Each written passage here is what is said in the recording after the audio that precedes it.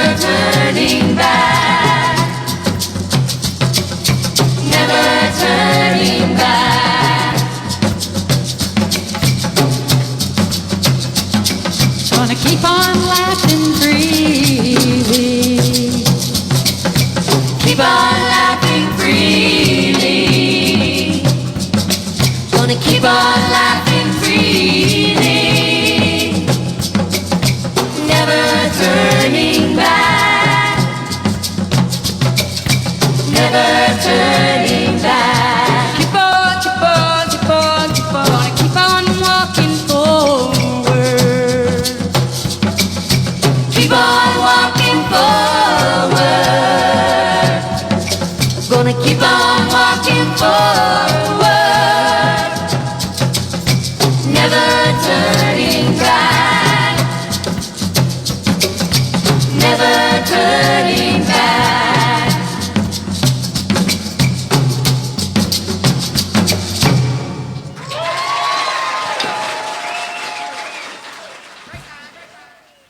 Good morning, y'all. How's everybody feeling? The sun's out for a minute, and y'all are here anyway. Thank you so much. Welcome to All Souls on a January Sunday. This is a church that's built on covenant, not creed. We are here around things like we believe the way we live this life matters. How we treat one another matters, and trying to understand people who don't agree with us also matters. So covenanting around all of those things, we come together here and do our best to grow. It's not easy, but it is our challenge and it is our covenant. We front load some of our services with, I do want to say, whoever you are, whatever your age, race, origin, orientation, background, status, ability, identity, if you care to be here with us, you are always welcome. We front load the services with a little bit of information, so if you'll bear with us while we make a few announcements, we'd appreciate that. And we have a board person of the day who's coming. This is Susan Yellett.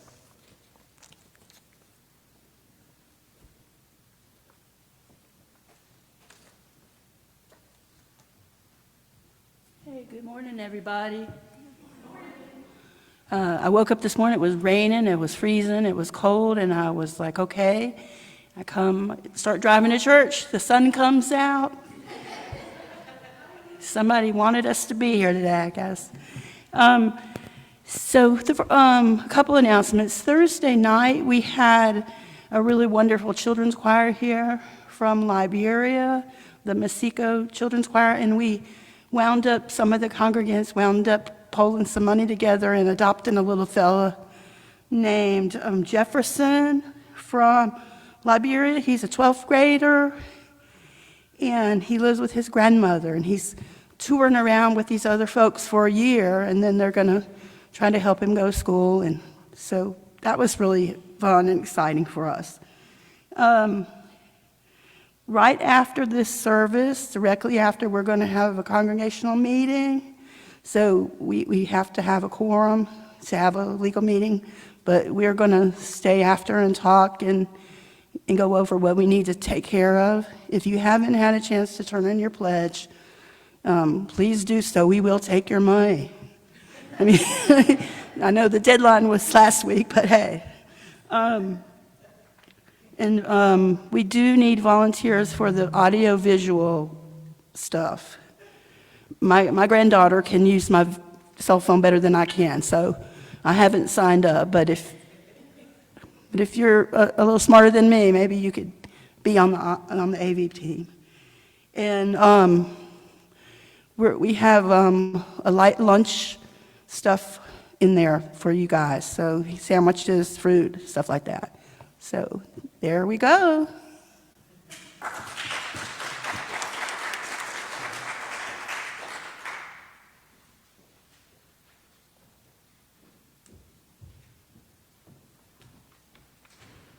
Good morning. I first of all want to thank everybody that helped out with the choir when we hosted the choir this week.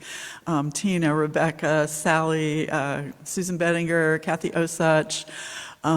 You start naming names and you're definitely going to leave somebody out, and so I probably shouldn't have done that, but Susan Yellett, of course. I mean, it was just, it was, yes? Claudia, that's right, the sack lunches that we sent them on their way with. Those were from Claudia. So anyway, Thank you, everybody, and thank you, everybody who came. It was a wonderful experience. And yesterday I was working here in the evening, and I realized I missed the kids. I really got used to having all that activity here in the building, and it was great. I want to remind you, this Thursday evening is our night to co-host the Highland Blessing Dinner. We are part of a partnership of congregations called Highland Center Ministries. And every Thursday night, that group offers a free sit-down meal for anyone who comes to the door. There is no means test. There is no special requirements. Oh dear, something's not closed over there, is it? We'll take care of that. Anyway, so the first Thursday of the month is our night to host. There are 2 jobs there. You can be a table host, which is like one of the best jobs in the building because you get to actually eat the delicious food. We have a wonderful cook. And you get to eat the meal and talk with the guests. And the other job is to be a server, which is like the wait staff. Basically, you bring out the food, you refill beverages, and again, make conversation and make people feel welcome. It's a great thing we do. It goes by fast. It's really fun. If you can come at 5 or as close to that as you can get there, because I know some people work right up till 5, as close to that as you can get there is great. We are always out before 7 o'clock. So I encourage you to join us that evening. And also I wanted to just say thanks to everybody who helped out with World Religion Day, which is a cast very similar to what I just named for the choir. So thanks.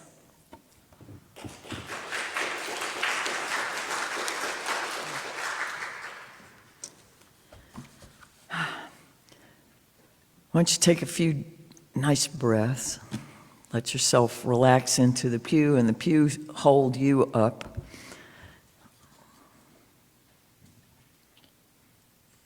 Let us enter a spirit of worship in the Old English root of that, meaning to elevate and contemplate matters of worth.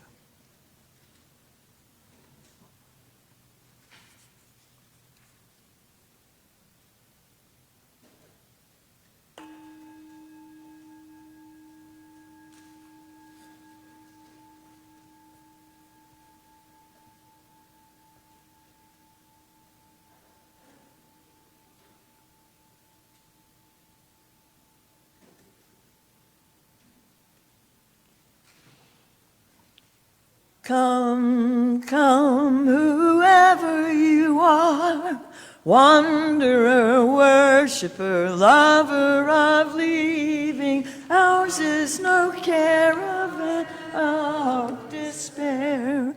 Come, yet again come.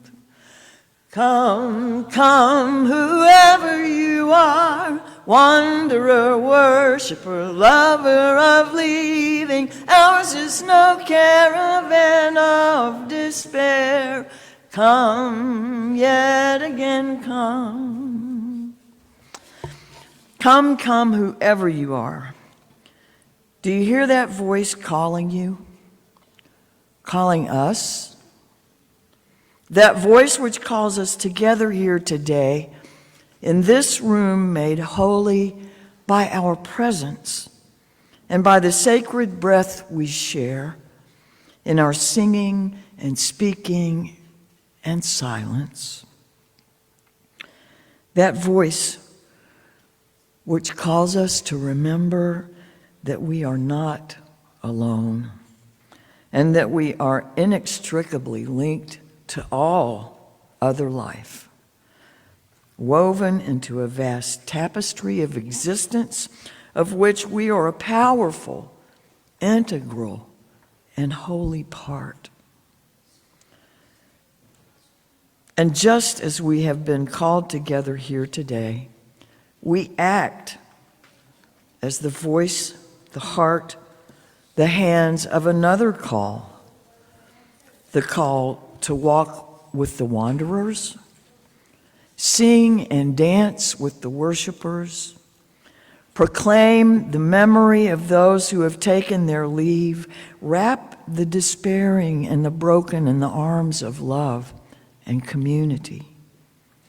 and hold the hands of all of us who have broken our vows and call us back again and again to the covenant and work of justice, humility, and steadfast faithfulness. For this we are here together today. So, my friends, come yet again. Come, let us worship together. I believe I have a helper with the first part of our chalice lighting.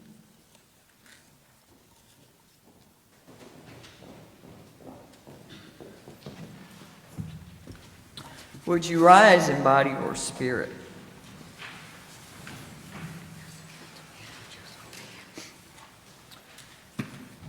We light this chalice to celebrate Unitarian Universalism. This is the church of the open mind.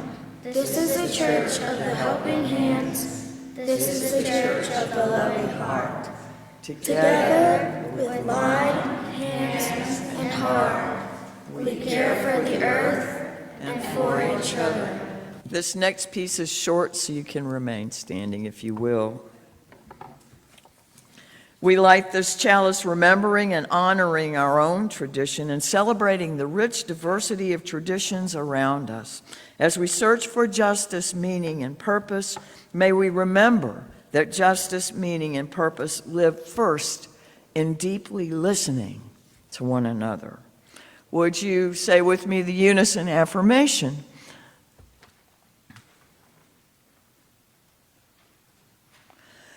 Love is the doctrine of this church. The quest for truth is its sacrament, and service is its prayer.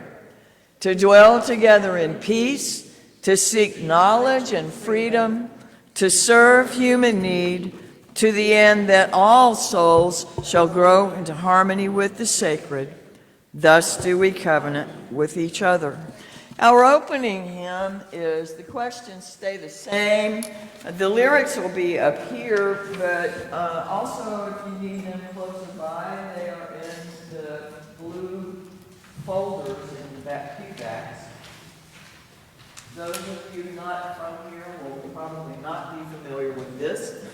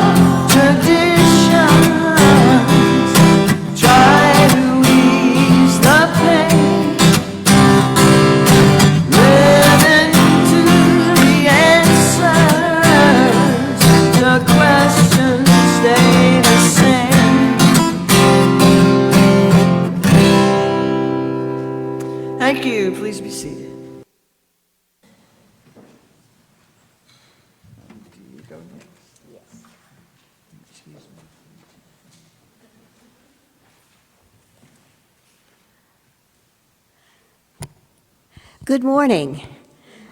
I'm going to be sharing a story for all souls, young and every other age. You're probably familiar with this story, but just share it. It really fits in. In a certain kingdom, many centuries ago, a particular king set up a test for several blind men in his country. He called them to the palace, and then he ordered his servants to bring an elephant along with the men into the main hall of the palace. The king then proceeded to have the elephant placed in the center of the hall, and then the blind men were to encircle the elephant's body. The king ordered each blind man, with the help of a servant, to go up to the elephant and touch a specific part of the elephant's body. The first was taken up to touch, and he touched the side of the elephant. The second touched the tusk of the elephant. The third touched the trunk of the elephant. And the fourth reached out and found the leg and touched the leg and the knee of the elephant. The fifth touched the ear. And finally, the last man groped, and he finally found and touched the tail. Then the men were asked to tell what each thought the elephant was like. The man who touched the side of the elephant said, "The elephant is like a wall." The one who touched the tusk said that, "Oh, the elephant is like a spear." The one who touched the trunk exclaimed, "The elephant is like a snake." The fourth man, who had touched the elephant's knee, said, "Oh, no, you're all wrong. The elephant is like a tree." The fifth man, who had touched the elephant's ear, responding with great conviction, said the elephant was like a fan. And finally, the last man had touched the elephant's tail, and he responded, the elephant was like a rope. Well, a great discussion ensued, with each man asserting that his view of the elephant was the only correct answer. This discussion developed into an argument, and finally a very noisy wrangling of stating opinions with one another. They were yelling and pounding their feet, each one maintaining that his view was the only right view of what an elephant was like. Now, of course, we who are blessed with sight know that each man's experience with the elephant was only partial. His view was just a partial view of the whole elephant, as we have only a partial view of the whole of entirety. Often people will stick to what they know culturally, philosophically, and religiously, and do not stop to listen or to examine the opinions of others. This story came from India, and if you're interested, you can find many places, but I found this one in Sophia's Faz from long ago in many lands.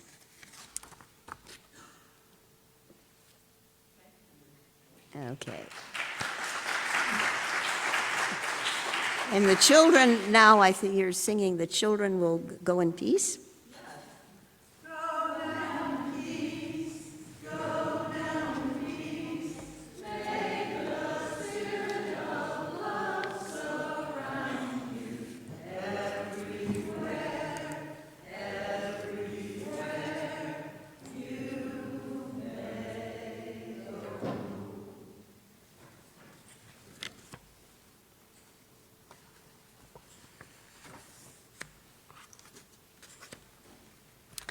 I've chosen to share a meditation with you that was written many years ago by a man named Edwin Prince Booth. And I first encountered this in one of the booklets that was published by the Reverend Richard S. Gilbert, Unitarian Universalist minister from Rochester, New York. Slow me down, Lord. Ease the pounding of my heart by the quieting of my mind. Steady my hurried pace with a vision of the eternal reach of time. Give me, amid the confusion of the day, the calmness of the everlasting hills. Break the tension of my nerves and muscles with the soothing music of the singing streams that still lives in my memory. Help me to know the magical, restoring power of sleep. Teach me the art of thinking, minute vacations, of slowing down to look at a flower, to chat with a friend, to pat a dog, to answer a child's question, to read a few lines from a good book. Remind me each day of the fable of the hare and the tortoise, that I may know that the race is not always swift, that there is more to life than increasing its speed. Let me look upward into the branches of the towering oak and know that it grew stately and well. Slow me down, Lord, and inspire me to send my roots deep into the soil of life's enduring values, that I may grow surely toward the stars. And now, during our moment of silence, may we meditate, pray, reflect, each in one's own spiritual way.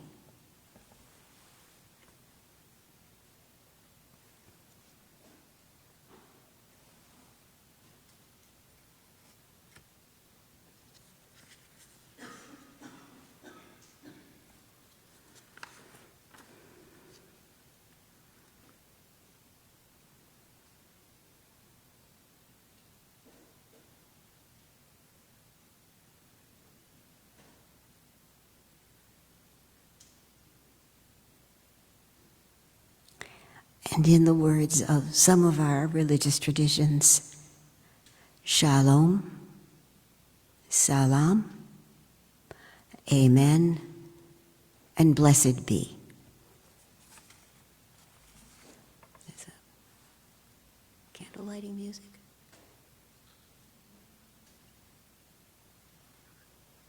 If there isn't, I'll go right into what I'm supposed to be.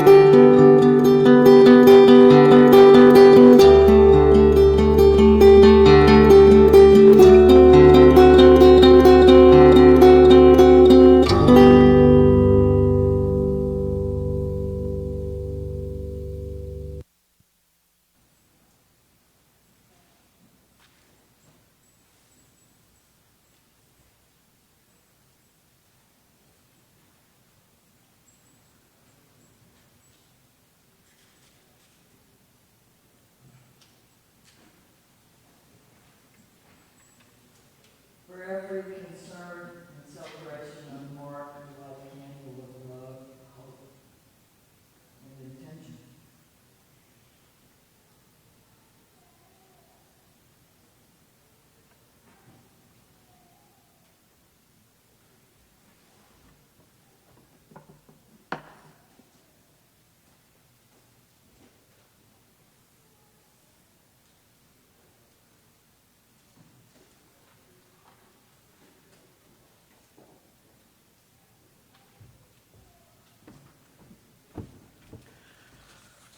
We are pleased and honored to welcome back to our pulpit a great friend of All Souls, the Reverend Betty Grace McCollum. And for that matter, we welcome back two great friends, as Betty's husband Jim has spoken in our pulpit as well, and we're delighted to have both of them here. Betty was born in Ohio, but lived most of her growing up life in and around Rochester, New York, and did all of her schooling there. She received bachelor's and master's degrees in education and taught high school speech, English, and drama before going on to get a Master of Theology and a Master of Divinity from St. Bernard's School of Theology in New York, which is actually an interfaith theological school. It fits very well with her. She served as a religious educator, yay, at the Universalist Church of Rochester and at First Parish in Framingham, Massachusetts. She was fellowshipped as a minister of religious education and as a community minister. When she moved with her husband Jim to his family home in southwest Arkansas, she combined her many experiences to teach for 27 years at Southern Arkansas University in Magnolia, teaching English composition, world literature, and courses in philosophy and religious studies. She's currently teaching philosophy of religion and has served as the faculty advisor for the World Religions Club since its inception in 2010. Many of you have met Betty and Jim and a number of her students over the years at our annual World Religion Day celebration here in Shreveport. They, for the past few years, have had their own celebration in October at SAU, which she will probably tell you a little bit more about that. Some of you may have met them just last week, but at any rate, we are very, very happy. Betty will be retiring from her position at SAU on May 31st of this year, and somehow I have a really hard time imagining that. But please help me welcome Reverend Betty Grace McCollum.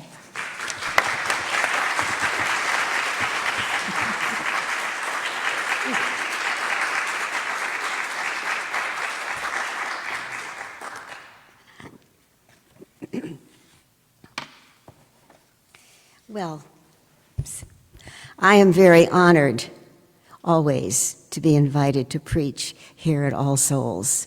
When we first moved down to southern Arkansas, Jim, my husband, and then my mother, who was still living, we periodically would come to services here. And as you know, we have remained friends of All Souls right up to now. And it's just a pleasure to be here and see people again that we know. We live, all of us, we live in an amazing era. We are surrounded with constant change, discovery, and opportunities to learn about our human and cosmological history. Within this era, all of us in the human sphere have the opportunity to create a progressive move, if we want, toward peace, love, and harmony within all of existence for humankind, animals, other living, breathing entities, and our surrounding cosmological home, often referred to as the universe or all of existence. On the other hand, we are living at a time when we see and feel chaos, hatred, extreme violence, and a total lack of concern for the vulnerable, the other, the weak, as well as the strong and caring members on our planet. This brings us pain and disappointment, fear, and a grave concern to those of us who search for ways to bring all of us into a caring environment and community. We feel at a loss as to how to cope with, and more important, to change this situation. All kinds of people, leaders and followers alike, often feel that we have no idea of what can be done to change the momentum towards what could be disaster for civility, for actions of reaching out to one another in a spirit of love and understanding. We listen or watch the news and hear unending reports of gun massacres, deceptions and corruptions by those who are and want to be our leaders. We often attempt to find ways not to gather with others with whom we may disagree, for fear of unfriendly and downright angry exchanges of words when we could just happily share differences of opinion in a different atmosphere. We often think back to times in our lives when we treated each other with more trust and kindness, and within our hearts want to return to that time we feel existed in our earlier lives. There is, I believe, a question or two perhaps on each of our minds. How did this happen? What can we do about it? Or can we do anything about it? Now, I'm not going to take the next few minutes to share with you the right answer to those questions. Many people have been grappling with those issues, and I would venture to say they are as frustrated as you and I are. But hopefully, we will all sometime work to come to some conclusions that can lead us all to taking steps toward alleviating the current state of affairs. What I do wish to share with you is a story about a certain student organization at Southern Arkansas University and how they have contributed to the mission of the university itself. The mission is to fulfill its responsibility to encourage our students towards developing those skills which help them appreciate the values and competencies essential for citizenry in an ever-changing democratic society. And also, the missions of the College of Liberal and Performing Arts and Department of History and Political Science and Geography, that's a mouthful, to lead our students to becoming tolerant of and appreciate diverse values and heritages in the world community. Well, I had been teaching English and in the English and Foreign Language Department for several years at SAU. When I started teaching courses in a religious studies minor offered by the History, Political Science, and Geography Department, I taught 4 courses in religious studies in a rotating schedule. One of the courses was Introduction to World Religions, which was drawing on students from all areas of study. Early on, though, some students would come to me and tell me that they really wanted to take the course, but they had no room left in their schedule to take the course. I began to think about that, and I began considering developing perhaps a club that would meet the needs of these students. And after talking with another professor, Dr. Patrick Edgar, and I asked him if he would like to see if this kind of organization would really appeal to our students. He agreed to pursue this venture with me. He was well-versed in the study of religion, and so we started sending out emails students who were interested to come to some meetings if there was an interest in that endeavor. Well, to our delight, there was interest. And in May of 2010, the Southern Arkansas World Religions Club became an official student organization at SAU. The mission of the World Religions Club of Southern Arkansas University, as stated in their bylaws, is to offer its members and Southern Arkansas University community the opportunity to explore rituals, practices, and beliefs of religions other than their own. And this would be done by creating an atmosphere that is safe for all, and there would be no attempts to proselytize. This club is an organization that sees itself as an educational organization rather than a religious organization. It offers programs that inform attendees about the beliefs and practices of a great many of the world's religions. They are open to all and no fee is charged. The presenters are often professors from SAU, sometimes the surrounding community, and sometimes further away than that. We have offered programs on Islam, Buddhism, the three branches of Christianity, Protestantism, the Baha'i Faith, Hinduism, the teachings of Confucius, Taoism, ancient Egyptian burial practices and preparations, Wicca, paranormal beliefs, archaeology and religions, Native American spirituality, and several more. A couple of years after our club was in existence, Dr. Edgar moved out of the area, and we found another co-advisor, Dr. Timothy Wise, who is from the College of Business. Dr. Wise, who some of you may have met at the celebration of World Religion Day, he is dearly loved by his students. He not only has a PhD in his business field, but he has an MDiv as well. He is an accomplished cartoonist and writes science fiction novels. Dr. Wise and I are an interesting pair. He and I hold differing theological and political opinions. But at the same time, we have a great friendship and hold very similar attitudes towards respecting and admiring those who hold the vast range of beliefs across the world. The membership of the club is diverse, as is the student body and faculty at SAU.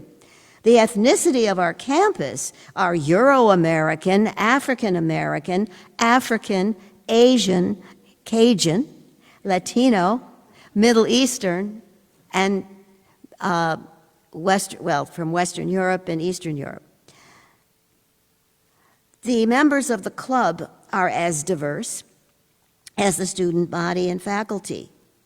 And our club presidents also represent a variety of ethnicities and religious traditions: African American, Indian, Nigerian, Saudi Arabian, Nepalese, and United States, and more. The practice of a wide range of religions: Hinduism, Islam, Christianity, and Sikh. The president of our current club is Sikh. The club offers 2 events that introduce this campus to a wide range of cultural and religious diversity. In the fall, the SAU World Religions Club joins with the International Student Association, and we offer what we call, another big mouthful, the International Cultural and Religious Diversity Festival. It takes SAU Grand Hall in our Reynolds Center on the SAU campus, and some of you have attended that. Participants and visitors come from our SAU campus organizations: Magnolia, Arkansas, Little Rock, Arkansas, and Shreveport, Louisiana. It is a wonderful experience, and many come. Our students come, and their attendance is encouraged by their professors. A little help with some extra credit. This festival coincides with a week in November that celebrates World Education Week. And in the spring, we offer students and others on campus a trip to the celebration of the Baha'i World Religion Day celebration here in Shreveport. The club, with the financial backing of the History and Political Science and Geography Department, they help pay for the bus, Get help from that from our physical plant, and it usually sits about 25 persons, and we take them to Shreveport and the Highland Center, where that celebration is held to celebrate common values and also celebrate the desire for love, peace, and harmony within the lives of humankind. We celebrate the common purposes as presented in the variety of cultural expression within those great religious and spiritual movements across the world. The attitude fostered by many educational institutions like Southern Arkansas University and organizations like the World Religions Club offers a model of behavior that celebrates and accepts diversity. Not just religious diversity, but all diversities within our human family could be one of the many ways to alleviate or contribute to alleviating the current problem of division, tribalism, and just plain hatred and cruel behavior towards one another. I have been teaching at Southern Arkansas University for almost 27 years. And I have experienced teaching in an atmosphere where students are greatly appreciated, supported, and admired by this university. We know they're students, so we know that students can be what students are. That they are at the same time, there's a great deal of respect for them. Students are encouraged to move beyond themselves and to discover the great capacities for them to lead, learn, and engage with each other and with support for each other. There is an atmosphere of building bridges across the cultural lines of all kinds. And I wish to close today with another reading from Richard Gilbert. It's just some of the words. It's called Build Bridges, Not Walls. Something there is that doesn't love a wall, that wants it down. The poet speaks rightly of us when we are at our best. But something there is that does love a wall, that wants it up, that fences off the neighbors when we are at our worst. We live within walls, we wall builders, walls of pride and pretension, walls of hate and violence, walls that divide us by age and race and sex and class and creed and nation. Something there is that does love a wall. We need to build bridges, not walls. Reach warm hands across their cold expanse. Assault their thickness with the power of love. Push against their firmness with the strength of caring.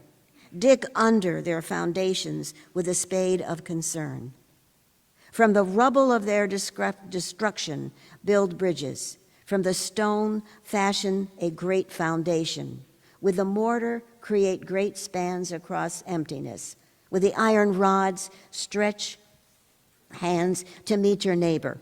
From the nightmare of the walls of loneliness, build a bridge for your love. Build bridges, not walls.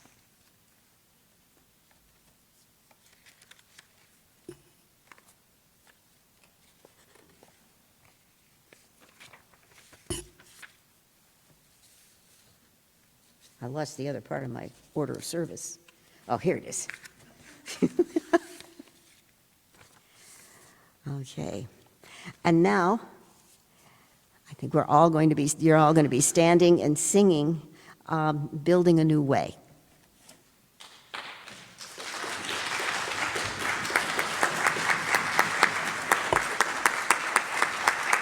Thank you so much. Oh, well, thank you. I'm trying to get this out of your way.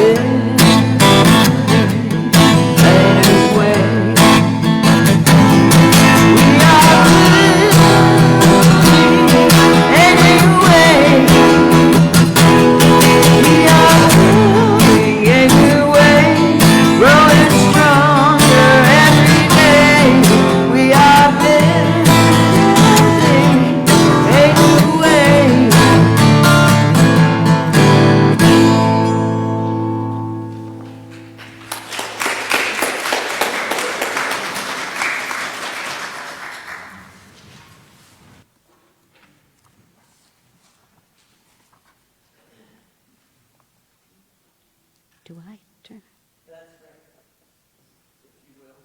Yes.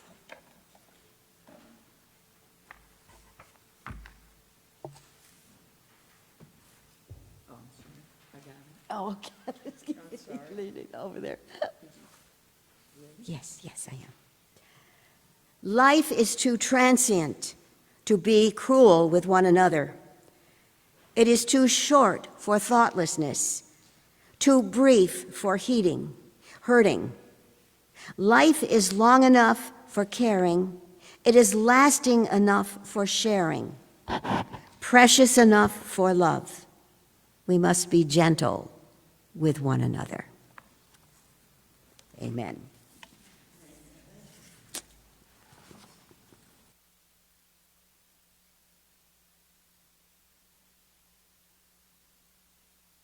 I don't have to.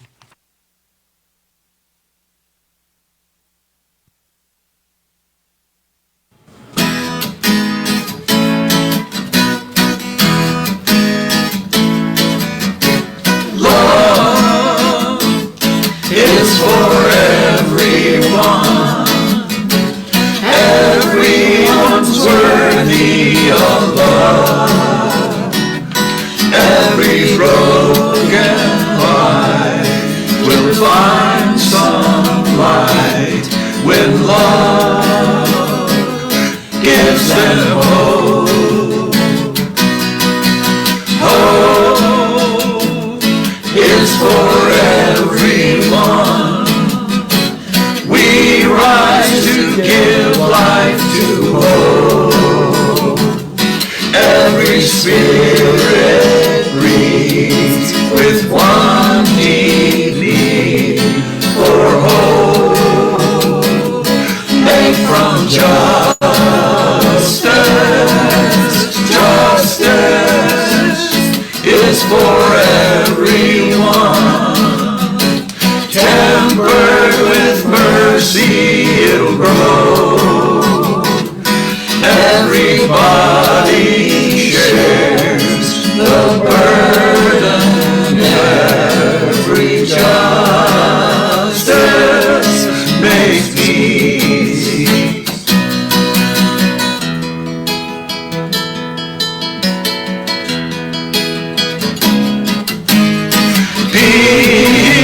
Peace that finds us, set our minds to kindness and joy.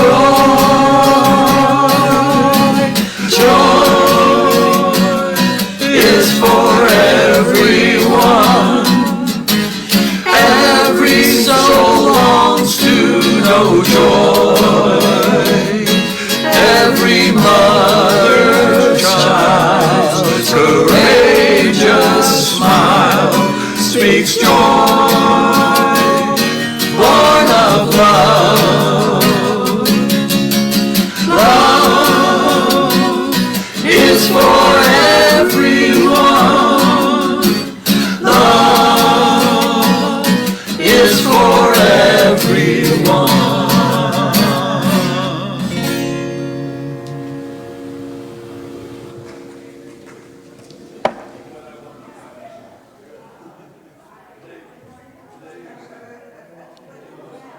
Don't completely go away. We will be having a congregational meeting.